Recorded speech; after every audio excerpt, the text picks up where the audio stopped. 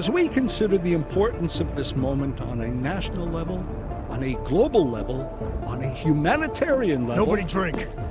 The champagne's been poisoned. But I had it replaced. It's a cuvée de prestige. You and your guests need to get out of Apex Center now, Brown. Slater's dead. Tarvos is compromised. They've come to stop you. Can you get everyone to the helipad? Yes, of course. My security team will escort us, but what about the other attendees? TF-29 will evacuate them.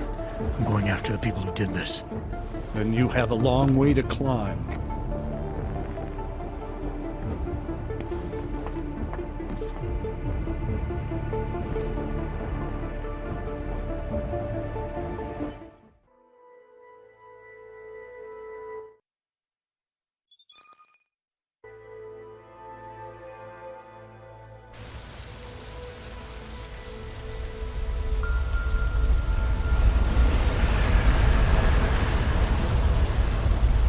Santo CEO Nathaniel Brown took to the stage today to praise Interpol and Tarvis security services for thwarting what could have been a major terror attack during his Safe Harbor convention last week. Interpol has confirmed that a group of radical terrorists linked to the Augmented Rights Coalition wired the residential towers surrounding Apex Center with enough explosives to destroy 2 city blocks. As shocking as that fact turns out to be, Brown had only this controversial opinion to give. We must not make rash decisions based on fear, nor should we allow a vocal minority to dictate our future. The Human Restoration Act is a perversion of all the United Nations stands for. In time, I believe saner minds on the Security Council will prevail. Strong words from a man with an even stronger bank account. Let us see if his prediction proves true. This is Eliza. Hey, are you even listening to this? Live We won! from Pike. Did we? We completely disrupted their plan. Marchenko, the Orchid, the bombs. You've been under too long, man. Time to come up for air. Take a breath. Janus messaged me last night, said Brown's been lobbying like a champ. He and the people you saved know the act isn't a solution. Picus will talk around it as long as they can, but that thing is finished. Janus always seems to have the inside track. Except when it really matters. What are you thinking? How many more plans do they have in motion? How many more soldiers like Marchenko are waiting for the call?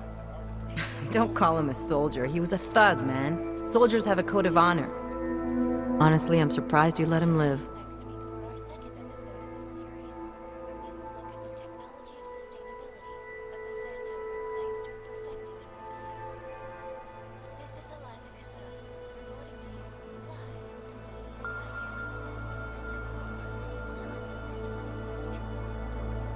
Wasn't my place to play judge and executioner, Alex. We should be concerned for every life, no matter how badly it's been lived. Once a cop, always a cop, huh? Regardless, we want the men behind him. Behind the Human Restoration Act. The ones still out there in the shadows. It's time for me to start pulling them into the light. Well, now we got names.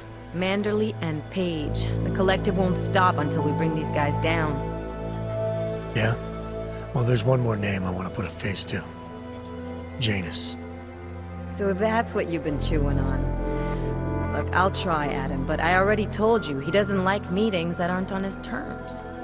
Then give him a choice. Either he sets up a meeting, face to face, or I find him myself. I think it's high time we met the man behind the mask, Alex. Don't you? Criminals may have achieved the impossible in Prague last week. A break-in at the most secure data archiving facility in the world. According to rumors circulating the internet, forensic computer experts were invited to examine the Palisade Property Bank's lava wall defenses after one of its account holders reported an unusual data retrieval delay. No word yet on which account holder filed the report, or what information, if any, was accessed. Palisade Bank Corporation owners released a statement earlier this evening, claiming that any rumors of a break-in at our highly secured facility are just that, rumors. Between you and me, folks, I think they doth protest too much. A coroner's report released in Prague today offers shocking new insight into the death of Dr. Talis Rucker, former leader of the Augmented Rights Coalition. Apparently, the primary cause of the doctor's death was the exceedingly high level of alcohol found in his system. No other toxins were present, nor were there signs of any suspicious activity. Sources close to Rucker tell me he had been struggling with alcoholism ever since becoming a public figure. I am sure I do not need to remind you folks that the organization he founded, the Augmented Rights Coalition, has been linked to last week's horrifying terror attack in London.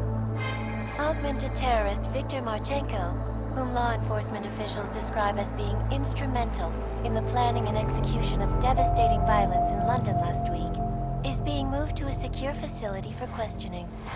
A long-standing member of the Augmented Rights Coalition, Marchenko has been very outspoken about his motives for the attack, claiming it was appropriate retribution for injustices suffered by the Augmented.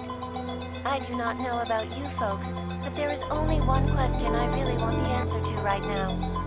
When will the United Nations pass the Human Restoration Act so that dangerous killers like Marchenko can no longer terrorize us? It seems not so long ago that Dr. Talis Rucker was on this very program, trying to convince all of us that his Augmented Rights Coalition was a non-violent organization. Today, of course, we are all a little bit wiser. It did not take long for ARC to reveal its true colors once Dr. Rucker was dead. Since last week's attack, the United Nations has officially labeled ARC a terrorist organization. As we speak, brave state police officers in the Czech Republic are raiding ARC-controlled compounds inside the Udalek complex. Here is an example of the defiance they are encountering. This is where you have it all wrong. Wrong! ARC was framed. You people, you don't see, you don't realize that Viktor Marchenko was not ARC. He was trying to kill ARC, kill the cause. But he has failed. We are strong, we are innocent, and we will not be used as pawns by rich, scared men who want to make us less than human. I am sorry, young man, but methinks thou doth protest too much.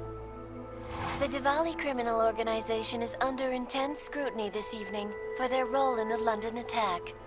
Evidence uncovered by Interpol indicates that high-ranking members of the chapter in Prague supplied weapons and logistical support to ARC terrorists. Among those being sought for questioning is Radic Nikoladze, leader of the Diwali's Prague chapter. Sources close to the man tell me, however, that Nikoladze has gone off the grid, and it is unlikely he will ever be found. An indication of guilt, perhaps? Join the online discussion and let us know what you think.